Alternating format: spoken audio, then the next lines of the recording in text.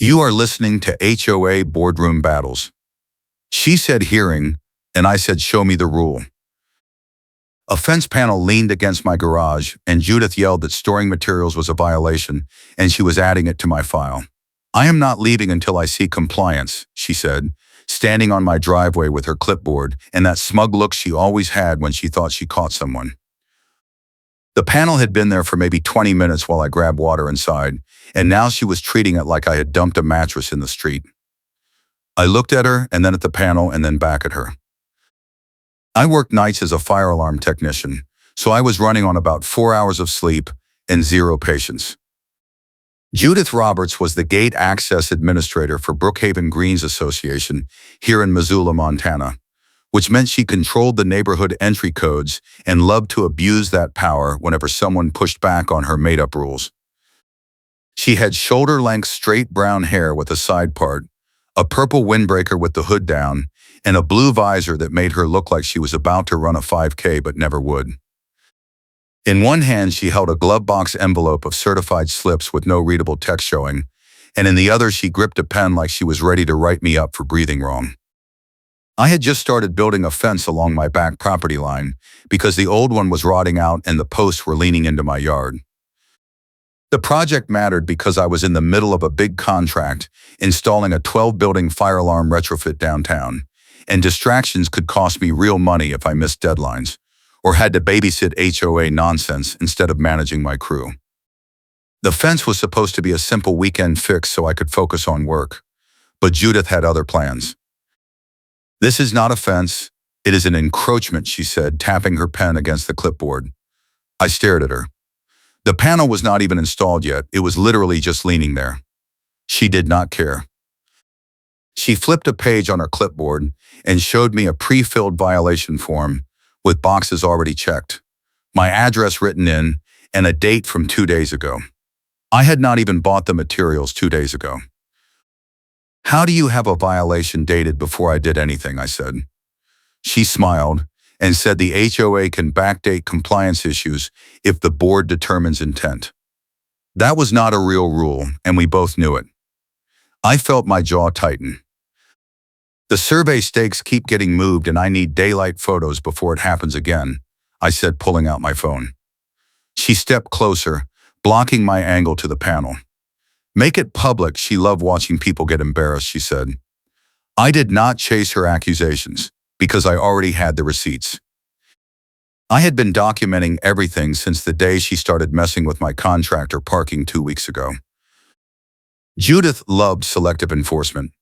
Brookhaven Greens was a subdivision where selective enforcement ramped up the moment you improved anything, and she had perfected the art of targeting people who did not fall in line. My next-door neighbor had put up an identical fence panel style last year with no issues, but the second I pulled permits, Judith was suddenly an expert on setback rules and easements. She said my fence was too tall even though the county approved 6 feet, and mine was 5'10". She said the posts were in the wrong spot even though I had the survey. She said I needed HOA architectural approval even though the covenants did not require it for replacement fencing on existing lines. 2 weeks earlier, she had started targeting my contractor and guests with parking warnings and intimidation. My fence guy parked his truck in my driveway one morning to unload materials, and Judith slapped a warning on his windshield claiming he was blocking the street. He was not. The street was empty. When my buddy stopped by to help me dig post holes, she called the gate guard and had his truck flagged as an unauthorized vehicle, which meant he could not get back in without me walking to the gate to vouch for him. Every time someone showed up to help, Judith found a way to slow them down or scare them off. The trigger for all of this was a fence setback marker that she called a hazard and demanded I remove it immediately. I had hammered a wooden survey stake into the ground at the back corner of my lot to mark where the fence line started, and Judith saw it during one of her little walks through the neighborhood. She claimed it was a trip hazard and said kids could get hurt even though it was flush with my back fence line and nowhere near the sidewalk. She wanted it gone. I told her it was staying until the survey crew confirmed the line, and that was when she declared war. A gate access glitch started the exact moment I pushed back. My entry code stopped working the morning after I told Judith no about the stake. I had to call the gate guard from outside at 6 in the morning after a 12-hour shift, freezing and exhausted, while he radioed Judith to verify I lived there. She took her time responding. When I finally got in, she was standing in her driveway with her arms crossed, watching me drive past. The next day, my code worked again, but my girlfriend's guest code was deactivated. Then my mom's code. Then my contractor's code. Every time I complained, Judith said it was a system error, and she would look into it. I called a local news tip line staffer I knew from a job site, and she told me what documentation mattered. Save every email, every text, every notice, she said. Get witness statements with same-day photos and identical lighting if you can. If they are harassing contractors, get their statements too. Print everything and keep 2 copies. I started doing exactly that. I had a folder on my kitchen counter that was growing thicker every day. Judith escalated to a fabricated violation notice with altered dates and recycled photos. She mailed me a certified letter claiming I had stored construction debris in my yard for over 30 days, which triggered an automatic fine under the covenants. The letter included a photo that was clearly taken in winter, with snow on the ground and dead grass, but the date on the notice said it was from last week. It was June. There was no snow.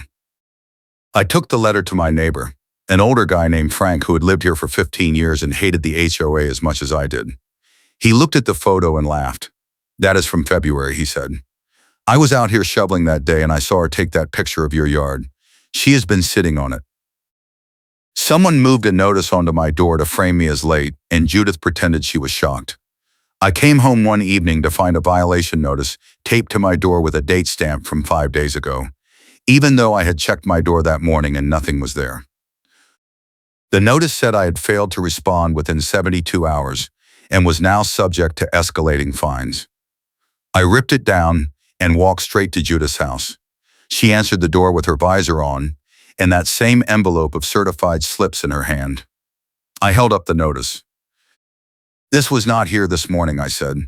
She shrugged. Maybe you missed it, she said. I did not miss it. She smiled and said maybe I should check my door more often. I went back home and called Frank. He had a doorbell camera that faced the street and caught part of my driveway in the frame. We pulled the footage. At 2 in the afternoon, while I was at a job site, a car pulled up and Judith got out with a piece of paper in her hand. She walked up to my door, taped the notice, and left. The timestamp was clear. Frank saved the clip and I added it to my folder. The time pressure was real. The survey stakes kept getting moved and I needed daylight photos before it happened again. I had hired a survey crew to confirm my property line before I finished the fence, and they had set stakes at each corner with orange flags. Every morning I checked them, and every few days one would be gone or moved 3 feet over. I started taking photos at sunrise with my phone's timestamp visible, and I got my girlfriend to take matching photos from her phone so we had redundant evidence. One morning I caught Judith walking near the back corner of my lot, and when I went out to check, the stake was pulled up and tossed aside into the weeds. I confronted her that afternoon. She was in her driveway washing her car when I walked over with my phone in hand. I have you on camera moving my survey stakes, I said. She turned off the hose and looked at me like I had just told her the earth was flat. I have no idea what you are talking about, she said. I pulled up the photo on my phone and showed her the timestamp and the angle. She glanced at it and laughed. That could be anyone, she said. This is not a fence, it is an encroachment, and I am going to make sure the board knows you are harassing me. She turned the hose back on and went back to washing her car. I stood there for a second, then walked away. I was not going to win by yelling. If you are enjoying this HOA nightmare, hit the like button and subscribe because it gets so much worse before it gets better. The first major set piece happened during a permit number readout scene where the clerk reads my permit aloud and Judith cannot pivot. I had gone to the county planning office to confirm my fence permit was valid and up to date, and Judith somehow found out I was going. She showed up 10 minutes after me, walking in with her clipboard and that envelope of slips. The clerk, a tired-looking woman in her 50s, asked how she could help. Judith said she was there to verify a permit on my address because the HOA had concerns about compliance. The clerk pulled up my file and read the permit number aloud, along with the approval date, the fence height, and the setback measurements. Everything matched my survey. Judith opened her mouth to argue, and the clerk cut her off. "This permit is valid and recorded," she said. "If your HOA has an issue, you need to take it up with the property owner, not the county." Judith stood there holding her clipboard like it had betrayed her. Outside the building, Judith tried to regroup. She followed me to my truck and said the HOA was going to file a formal complaint with the county about my permit. I unlocked the door and looked at her. "You can file whatever you want," I said. "The permit is legal, and you just heard that yourself." She stepped closer, blocking my door. "This is not over," she said. "This is not a fence, it is an encroachment, and the board is going to vote to force you to move it." I got in the truck and closed the door. She stood there watching me drive away. That night I got an email from the HOA attorney. It was a cease and desist letter claiming I was building a fence in violation of the covenants and demanding I stop work immediately or face legal action and a lien on my property. The letter cited sections of the covenants that did not exist and referenced architectural guidelines that had been repealed 3 years ago. I printed it and added it to my folder. Then I called my own attorney, a guy I had worked with on a contract dispute last year. He read the letter and laughed. "This is garbage," he said. "They are bluffing. Keep building and document everything. If they try to lien you, we will sue them for harassment and abusive process." The second escalation step came when Judith started sending my contractor fake violation notices and threatening to ban him from the neighborhood. He called me one morning furious, saying he had just been pulled over at the gate by a guard who told him he was not allowed in because the HOA had flagged him as a nuisance contractor. I drove to the gate and found Judith standing there with the guard, holding a piece of paper. She said the board had voted to restrict contractor access for properties with open violations. I asked to see the board meeting minutes. She said they were not available yet. I asked when the vote happened. She said last night. I pulled out my phone and called Frank, who was on the board. He had no idea what I was talking about. "There was no meeting last night," he said. Judith heard him through the speaker and her face went red. She turned and walked away without another word. The guard let my contractor in. The side complication hit the next day. Someone moved a notice onto my door to frame me as late, and Judith pretended she was shocked. This time it was a final notice claiming I had ignored multiple warnings and was now facing a $500 fine and a hearing. The date on the notice was from a week ago. I checked my doorbell camera footage and found nothing from a week ago. But I did find footage from that morning showing Judith walking up, taping the notice, and leaving. I saved the clip and sent it to my attorney. He told me to bring it to the hearing. The funny karma moment happened at the hearing itself. Judith stood in front of the board with a binder full of pre-filled violation forms and read from the covenants about fence regulations. She confidently read the wrong rule section out loud, citing a paragraph about shed placement instead of fence setback. One of the board members, an engineer named Carlos, stopped her. "That section is about accessory structures, not fences," he said. Judith flipped through her binder, realizing her mistake, and tried to pivot. "Well, the principle is the same," she said. Carlos shook his head. "No, it is not." "Do you have the actual fence section?" Judith did not. She had been so confident in her setup that she had not double-checked her own references. The room went quiet. I bit the inside of my cheek to keep from smiling. I stood up and addressed the board. I brought copies of my permit, my survey, and witness statements from 3 neighbors confirming that Judith had been moving survey stakes and harassing contractors. I also brought the doorbell footage showing her planting backdated notices on my door. Carlos asked to see the footage. I pulled it up on my phone and played it on the screen. The board watched in silence as Judith walked up to my door, taped the notice, and left. When the clip ended, Carlos looked at Judith. "Do you want to explain this?" he said. She opened her mouth and nothing came out. Then she said maybe I should check my door more often, which was the exact line she had used on me before. Carlos wrote something down and said the board would take a recess. During the recess, Frank pulled me aside. "You need to run for the board," he said. "Judith has 2 more years on her term, and she is going to keep doing this unless someone challenges her." I thought about it. I did not want to be on an HOA board, but I also did not want to deal with this garbage for 2 more years. I told Frank I would think about it. The twist came when the minutes were edited after the meeting and the original file was recovered. A week after the hearing, I got an email with the official meeting minutes attached. According to the document, the board had found my fence in violation and had voted to uphold the fine. I knew that was a lie because Carlos had explicitly said during the meeting that the evidence supported my position and the fine was dropped. I called Frank. He pulled up his copy of the minutes from the board portal and compared them to mine. They were different. Someone had gone into the system and changed the outcome. Frank contacted the management company and requested the original file. It took 3 days, but they found it. The original minutes clearly stated that the fine was dropped and Judith was given a written warning for harassment behavior. I forwarded everything to my attorney. He called me that afternoon and said we had a clear case for fraud and abusive process. "If you want to push this, we can file a complaint with the state and possibly sue the HOA for damages," he said. I told him I wanted to wait until after the board election.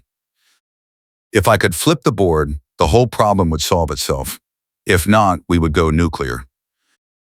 I announced my candidacy for the board 2 weeks later. Judith was furious. She sent out an email blast to the entire neighborhood claiming I was unqualified and had a history of violating HOA rules. The email included the altered meeting minutes as proof. I responded with my own email that included the original minutes, the doorbell footage, and a timeline of every fake notice and moved survey stake. I also announced a neighborhood meeting at the clubhouse to discuss HOA transparency and selective enforcement. 60 people showed up. Judith did not. At the meeting, I laid out everything. I showed the footage, the fake notices, the altered minutes, and the witness statements. I explained how Judith had abused her gate access position to target me and my contractors, and how the board had failed to hold her accountable. People were angry. One guy stood up and said Judith had done the same thing to him over a mailbox placement.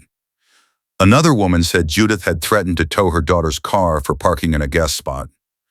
By the end of the night, I had a dozen people ready to vote her out and support my campaign. Judith tried to fight back. She filed a complaint with the management company claiming I was harassing her and spreading false information. The management company reviewed the evidence and sided with me. They sent Judith a written warning for harassment behavior and told her that any further retaliation would result in removal from her position. She ignored the warning and doubled down. The final boundary line showdown happened at the USPS mailbox cluster curb, where Judith blocked my path with her clipboard and a deputy told her to step back. I was walking to my mailbox after work exhausted and covered in drywall dust from a long day when Judith stepped in front of me. She had her clipboard, her envelope of slips, and a smug look that said she thought she had won. "You are not going to win this election," she said. "I have the board and the management company on my side." I looked at her and then at the clipboard. "You do not have anyone on your side," I said. "You have fake minutes and a stack of harassment warnings." She stepped closer, blocking the mailbox. "Make it public. I love watching people get embarrassed," she said, throwing her own line back at me. I pulled out my phone. I had been holding back my trump card for this exact moment. I did not chase her accusations because I already had the receipts.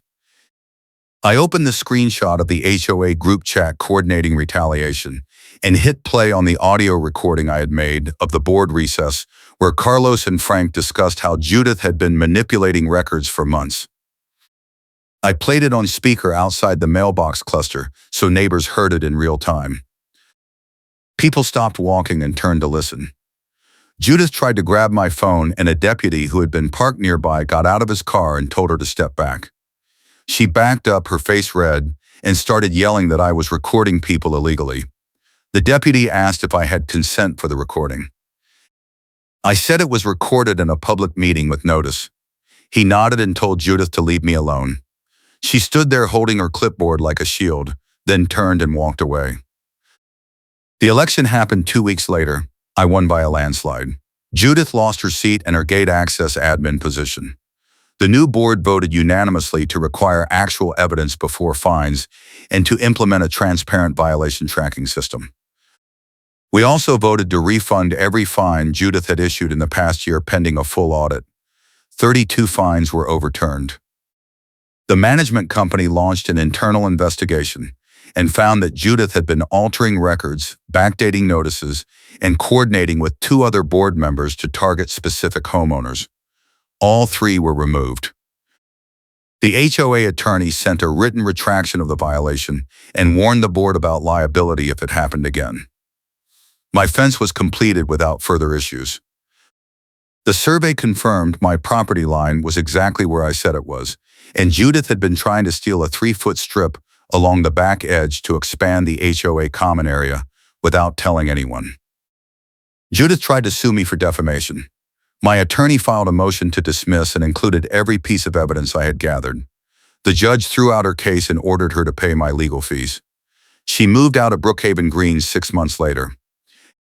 I heard she joined another HOA board in a different neighborhood, but that association apparently had stricter oversight because she did not last long. Frank stayed on the board and became vice president. We overhauled the covenant enforcement process and added a mandatory mediation step before any fines could be issued. Complaints dropped by 70% in the first year. Contractors stopped getting harassed. Gate codes stopped mysteriously deactivating. The neighborhood actually felt like a community again instead of a surveillance state. I kept every document from the fight in a file box in my garage. My attorney said to hold on to it for at least 7 years in case Judith tried anything else. I also kept the screenshot of the group chat and the audio recording backed up in 3 places. You never know when you will need proof that someone is a nightmare. The fence still stands. Every time I walk past it, I think about the hours I spent digging post holes, mixing concrete, leveling panels, and dealing with Judith's nonsense. It was supposed to be a simple weekend project. Instead, it turned into a 6-month legal battle that cost me time, money, and sleep. But it was worth it.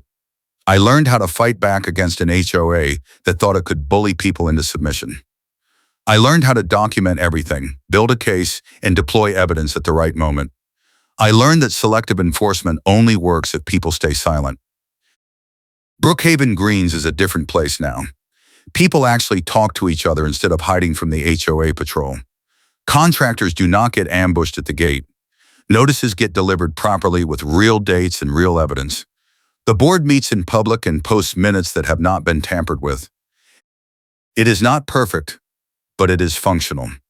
And Judith is gone, which makes everything better by default. I still work nights as a fire alarm technician, and I still come home exhausted most mornings. But now I can park in my driveway without wondering if someone is going to slap a fake notice on my windshield. I can have friends over without worrying that their guest code will mysteriously stop working. I can build a fence without having to hire a lawyer and spend 6 months fighting over a property line that was never in dispute in the first place. That is what normal should be. It should not be a victory just to live in your own house without harassment. But here we are. The big contract I was working on during the fence fight finished on time, and I got a bonus for completing it ahead of schedule. I used part of that money to buy a new camera system for my house. Because once you have dealt with someone like Judith, you never trust anyone not to mess with your property again. The cameras cover every angle of my yard, my driveway, and my fence line. If anyone tries to move a survey stake or plant a fake notice, I will have it on video within seconds. I also joined the County Planning Commission as a volunteer advisor because I learned more about property law and permit processes during that fight than I ever wanted to know, and I figure I might as well help other people avoid the same nightmare. Frank and I became good friends through all of this. We grab breakfast once a month and talk about HOA horror stories from around the neighborhood. He has been on the board for 15 years and has seen every kind of enforcement abuse you can imagine. He says Judith was the worst, but she was not the only one. There have been others who tried to use their board positions to settle personal grudges or push agendas that had nothing to do with community standards. The difference now is that we have systems in place to catch them before they do too much damage. Transparency fixes most problems, Frank says. Sunshine is the best disinfectant. I will be back with another HOA story soon.